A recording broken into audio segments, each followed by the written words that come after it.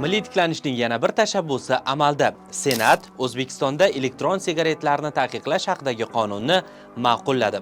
Qonun muhokamasida so'nggi yillarda elektron sigaretlarni qonunga xilof ravishda mamlakatga olib kirish hamda muomalaga kiritish hollari ko'paygani ma'lum qilindi. Shu bois qonun bilan Jinoyat kodeksiga va ma'muriy javobgarlik to'g'risidagi kodeksga muomalasi taqiqlangan tamaki mahsulotlarini, nikotin yetkazib berishning elektron tizimlarini, shu jumladan elektron sigaretlarni va ular uchun suyuqliklarni ishlab chiqarish, tayyorlash, olish, saqlash, tashish yoki o'tkazish, shuningdek olib kirish va olib chiqish uchun javobgarlik belgilanishini nazarda tutuvchi o'zgartirishlar kiritilmoqda.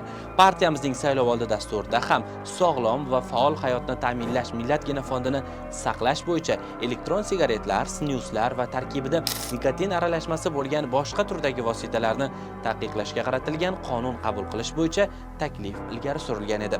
Shu va shu kabi muhim yangiliklarni ijtimoiy tarmoqlardagi rasmiy sahifalarimizda kuzatib boring.